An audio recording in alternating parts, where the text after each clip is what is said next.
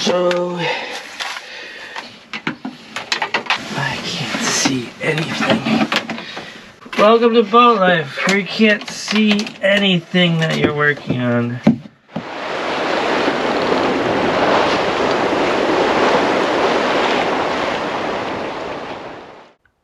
Welcome back. In this video we're gonna finish up the installation of a water maker on my sailboat, but first a few clips from last time and then we'll get started. Look out for the Kraken hockey team's coming for you. That ain't no hockey team in there.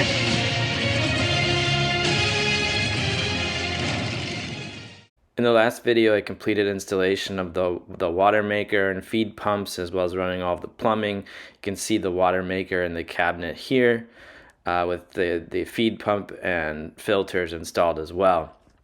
Of completing that was running the freshwater rinse line, the saltwater intake line, getting that completely plumbed, brine discharge line completely plumbed, and the freshwater product line. Both freshwater lines are back in the manifold area. In this video, we're going to finish that by running the product lines, as well as making final connections to the freshwater rinse line and the three-way valves necessary to control product. I'm going to tee off into the freshwater line now, the pressurized fresh water that will be used to rinse after each of the uses. So I'm going to start by turning off freshwater pump and depressurizing the line. Alright, so that's open and running. And now, this is where all the main connections are going to happen. So I'll bring you down here.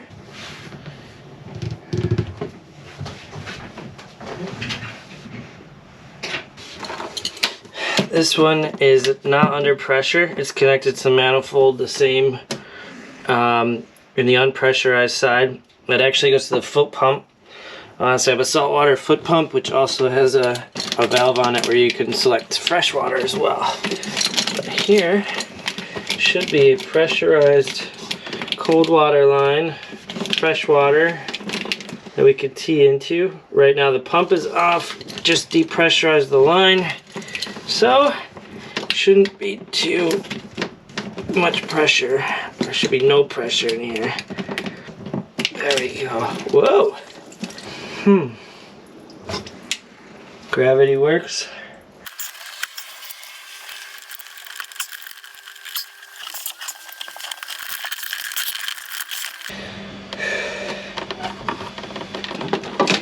I'm just gonna let that sit for a second before I give it one last hoorah.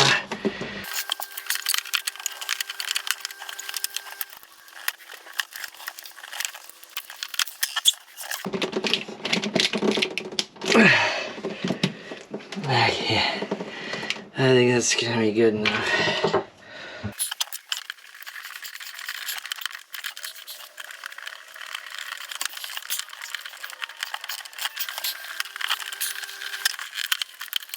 One last step to do. Two things left. Mount a three-way valve. One's the sample, one's the product. Well, they're both product, but you want to sample the product before it's the product.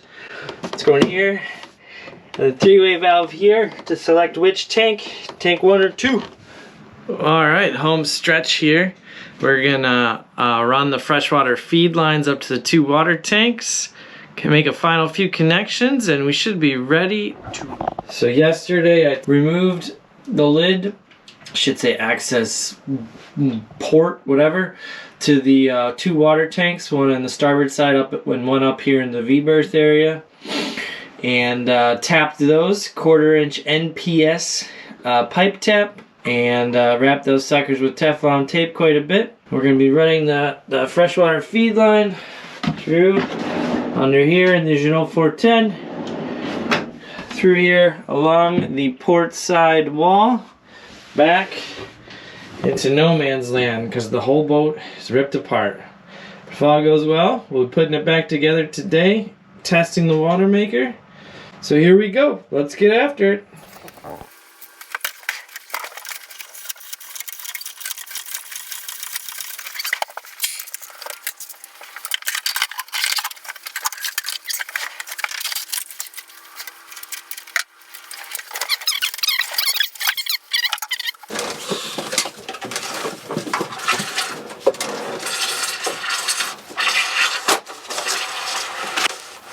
So now I have the product line connected to the freshwater tank under the bow. I'm finishing tidying up a few things here with zip ties that have a hole for a screw, so you can attach the zip tie to a surface and guide the product lines where you need them. I want to start putting the boat back together at this point. I've got materials, mattresses, whatnot everywhere, and so it's kind of necessary to tackle this project in steps at this point and put things back together as we go. So we've got the line run from the tank under these drawers here through to an access hatch that allows you to access one of the through halls for the drain for the sink that's up in the forward berth there. So now that I have that done, I'm gonna have to head over to the port side settee that's by the galley, which you can actually go down into. I'll show you that here in 1 second. And I have to actually climb in there to just start to push this line through to the next step. You can see here I've started pushing the line through from that access port through into this cavity underneath the portside settee and galley area. I tried to pull it through, but this Teflon tubing can actually kink if you pull it incorrectly. So anyhow, I learned fairly quickly that this was actually easier to push through. So that's what's happening here. Just pushing it on through the hole, and then I do have to crawl back in here though to push it onto the next step, and that was a tight fit. I think I actually got scared that I might get stuck for a second, so I'll stop talking and let you enjoy the commentary. I think I saw this once.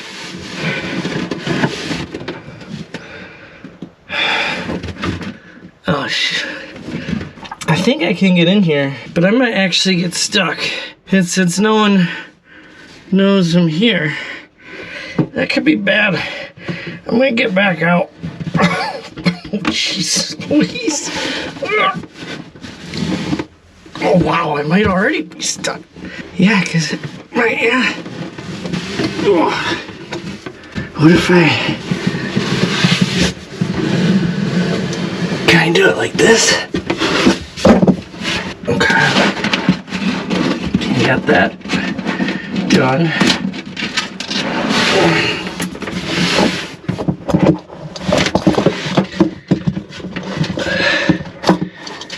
I wish someone had a camera angle of this from above. I'm basically diving into one of the settees. My butt's hanging out. My legs are up in the air across the cabin. And I was originally going to try and slide in here on my back and do everything above my head. But I realized I'd probably fold in here and never be able to get back out. So this is the second best option. Okay. What's the plan here? So the plan there was originally to climb in there, help start feeding the tube to the next compartment area, and zip tie it along the various other tubes that are already there and keep it all neat. Couldn't do that. I could not really get back in there, so I ended up running the fish tape from the next compartment, which is the cabinet underneath the stove. And you can see that coming through here in the screen, and then taping that up, pulling it through to the next area, and yep, getting closer to that manifold area as we move aft.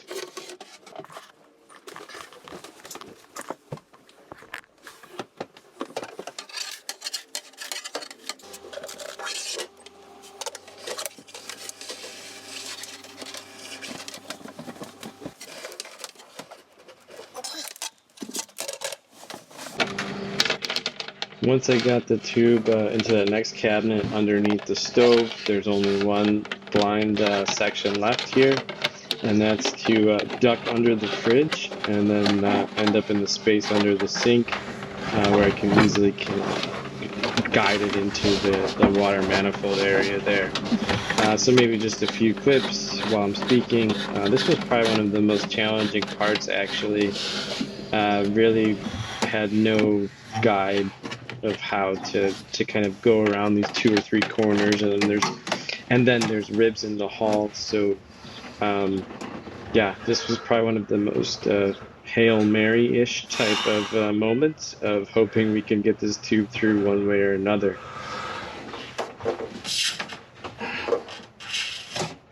Cool.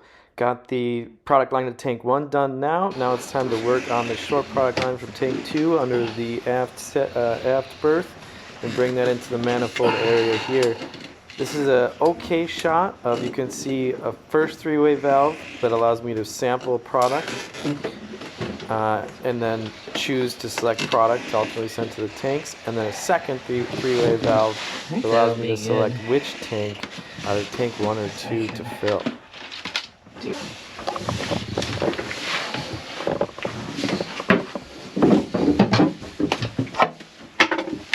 Alright, in the last few minutes here's a few clips of running that last product line over to tank 2. I'll spare you the details, the general idea is the same. Maybe a few funny thoughts, comments, but yeah, wrapping up the install here. Can't see anything. Welcome to boat life, where you can't see anything that you're working on. Let's see. You know what? I might have better luck the other way. Look at this. It's like I planned it. Look at that. Woohoo! Finally, something easy. You can do anything you put your mind to. Some things are easier to do, and some things are easier to put your mind to. But point is, at the end of this video, I hope you'll all see that if you just start taking one little bit of a project at a time, what's the smallest thing you can do? Do that. And then ask yourself again, what's the smallest thing you can do? And do that. And next thing you know, a lot of small things add up to a big thing. So we'll see. Hopefully this is a big thing and not a big... We're gonna find out. Here we go. Back to the other side.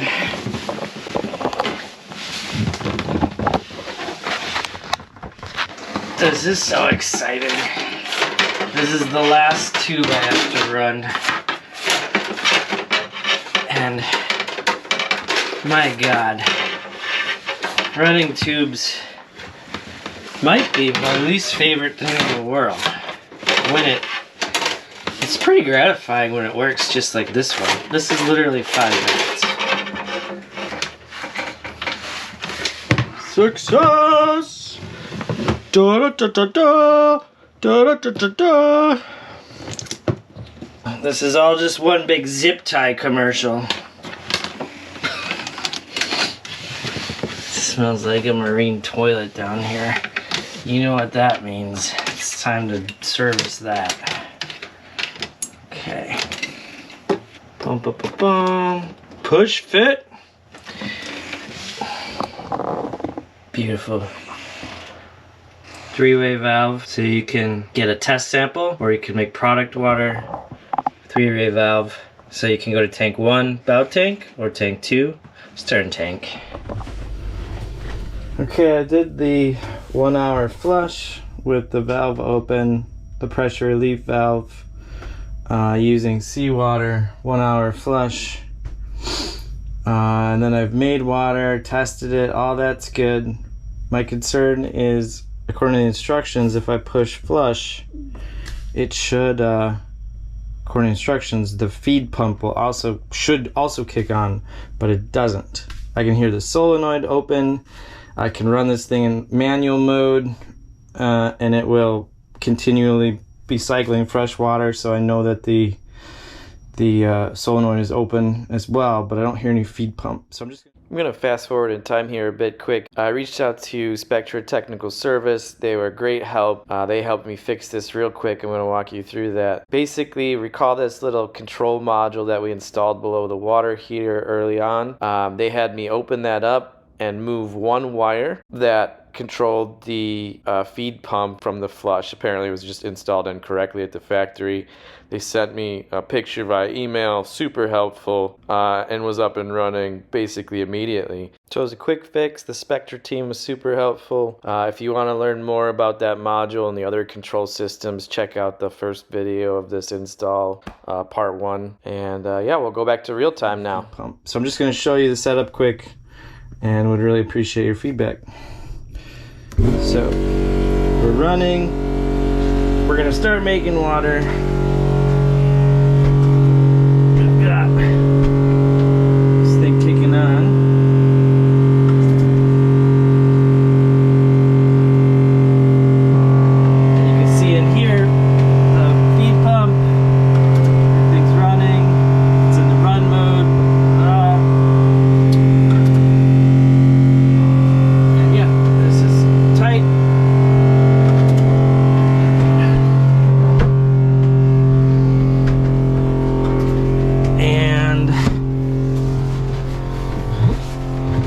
Got good water coming out. I've tested it. I'm at about 50 to 100 parts per million. We can test some right now. It's been running. Actually, I'll test it later. The meter's under here. So let's go show you. It is getting good flow.